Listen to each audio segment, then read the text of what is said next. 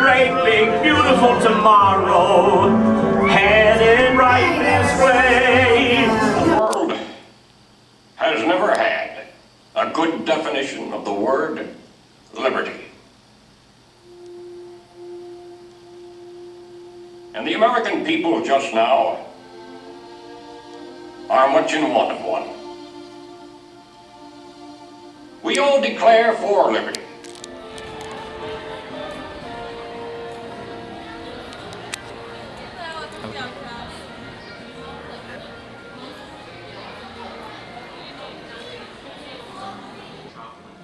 And others you'll find some of Disneyland's most, we even placed the Disney family crest right above the castle.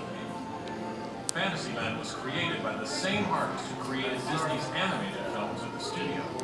And soon those storybook tales came to life in our orange grove in Anaheim. For the first time, we could step into those worlds and become a part of the adventure. Every attraction tells a story, a beginning, a middle, and an end.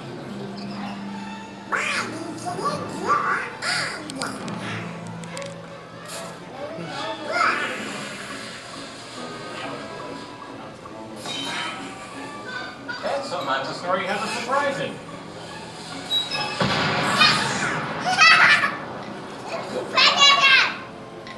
In Adventureland in New Orleans Square, surprises happen all the time. Think about the hero as a frontier.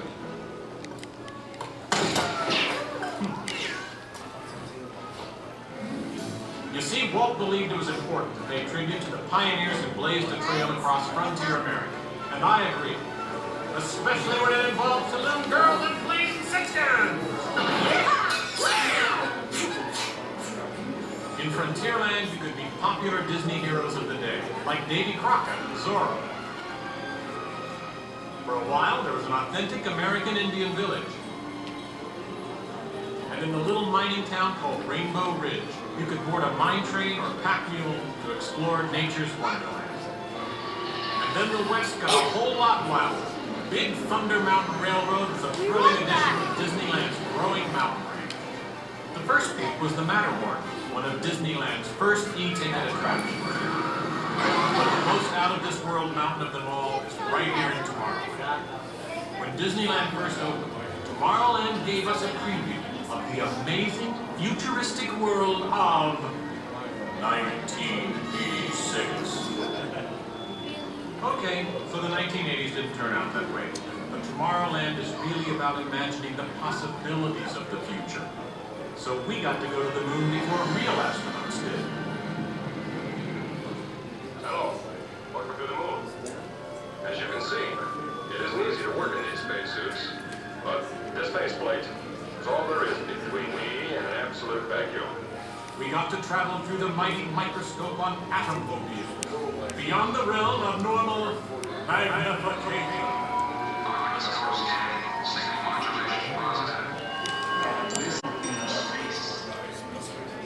We even traveled through liquid space on submarines. And no, you're not hallucinating. There were real live mermaids in the submarine lagoon for a while. But the only problem was, real live young men kept trying to swim out to them.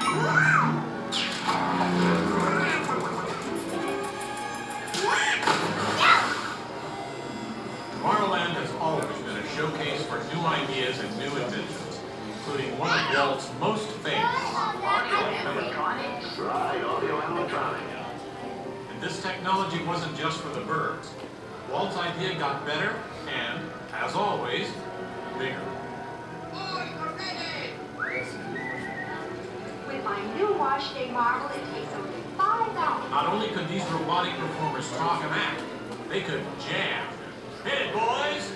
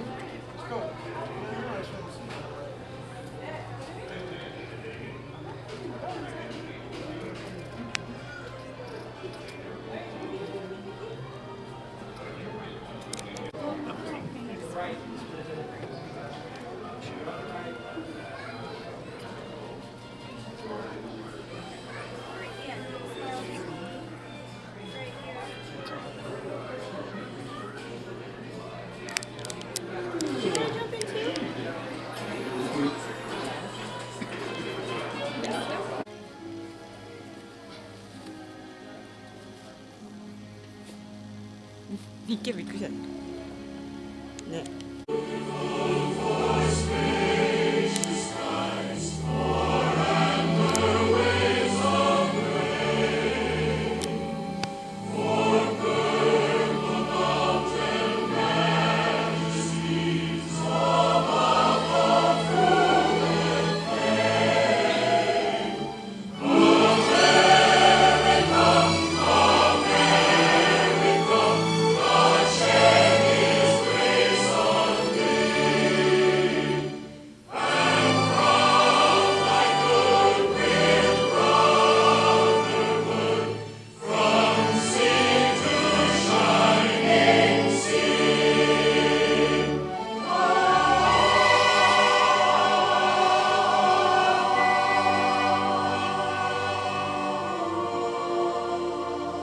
This was the American dream, the prayer for the future. But that golden goal was not to be had without cost. The American way was not gained in a day. It was born in adversity, forged out of conflict, perfected and proven only after long experience and trial. In all of history, no man was dedicated to this dream more than the 16th President of these United States, Abraham Lincoln. Here in his own words is what he once wrote about himself. For at that time, very few people outside Illinois knew very much about this man from the prairie. I was born February 12th, 1809, in Hardin County, Kentucky. My father removed from Kentucky to what is now Spencer County, Indiana, in my 8th year. It was a wild region, with many bears and other wild animals still in the woods. There I grew up.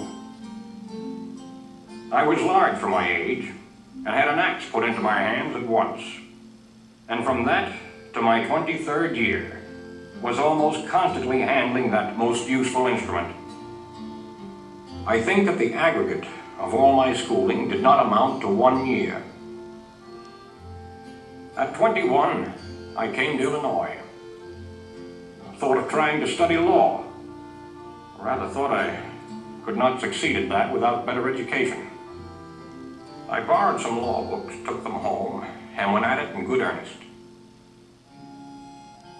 In 1854, the law profession had almost superseded politics in my mind, when the repeal of the Missouri Compromise aroused me as I had never been before. What I have done since then is pretty well known. If any personal description of me is thought desirable, it may be said I am in height, 6 feet 4 inches, nearly, lean in flesh, weighing on an average of 180 pounds, dark complexion, with coarse black hair and gray eyes, and no other marks or brands recollected. Yours very truly, A. Lincoln. Abraham Lincoln became president faced with the terrible threat of civil war, a thing he dreaded, yet a calamity he was prepared to meet if he must.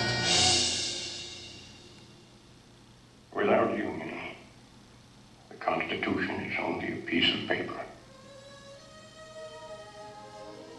I know there is a God, and that he hates injustice and slavery. I see the storm coming. I know his hand is in it.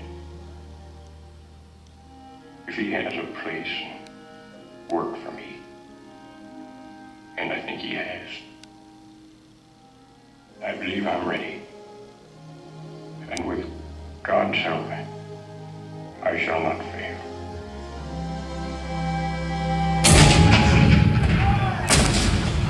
April 12, 1861, Fort Sumter.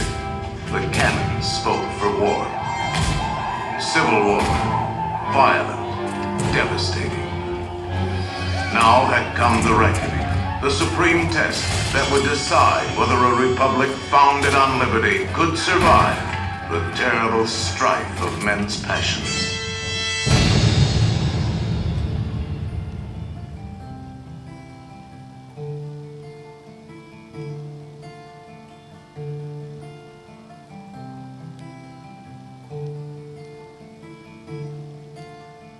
Two brothers on their way, two brothers on their way, two brothers on their way, one wore blue and one wore gray.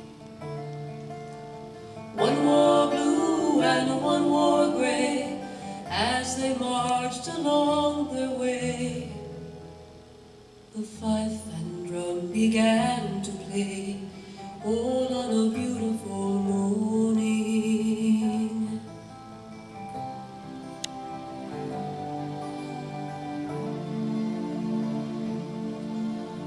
One was gentle, one was kind. One was gentle, one was kind. One came home, one stayed behind. A cannonball, don't pay no mind. Cannonball, don't pay no mind, if you're gentle or if you're kind. It don't think of the foes behind, all on a beautiful morning. All on a beautiful morning.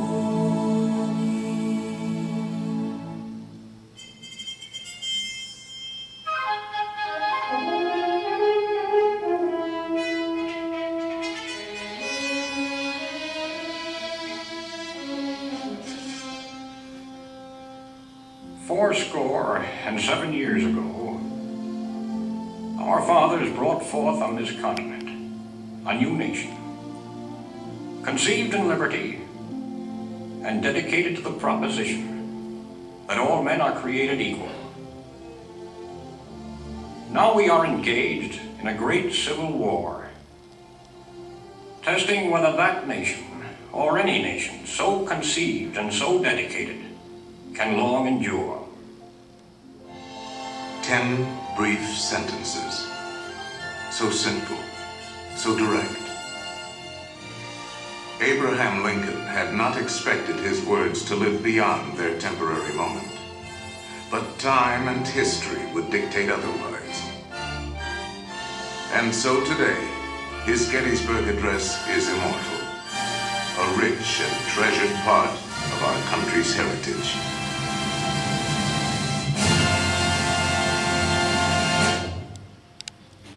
The skills of the sculptor and the talents of the artist will let us relive great moments with Mr. Lincoln.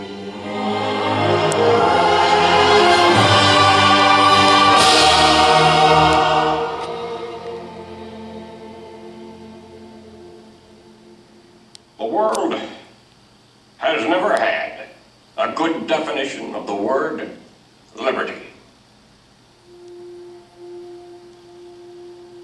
And the American people just now are much in want of one. We all declare for liberty, but in using the same word, we do not all mean the same thing. What constitutes the bulwark of our liberty and independence?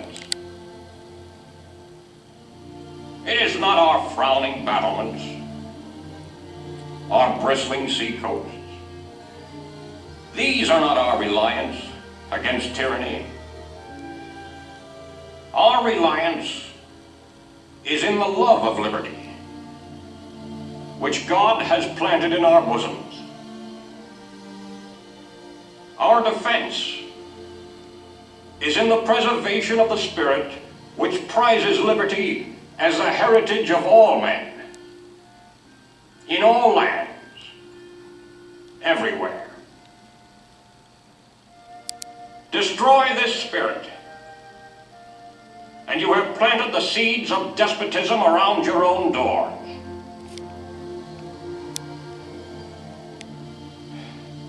At what point shall we expect the approach of danger?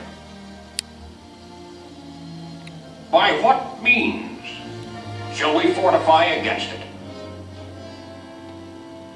Shall we expect some transatlantic military giant to step the ocean and crush us with a blow? Never. All the armies of Europe, Asia, and Africa combined could not by force take a drink from the Ohio or make a track on the Blue Ridge in a trial of 1,000 years. At what point, then,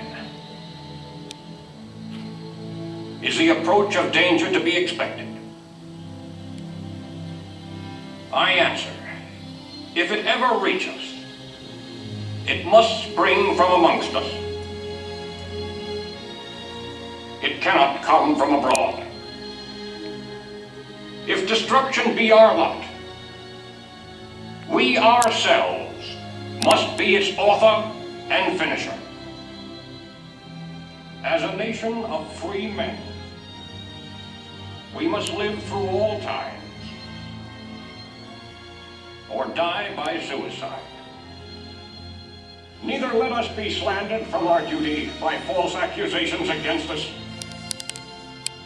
nor frightened from it by the menaces of destruction to the government, nor of dungeons to ourselves. Let us have faith that right makes might. And in that faith, let us to the end dare to do our duty as we understand it.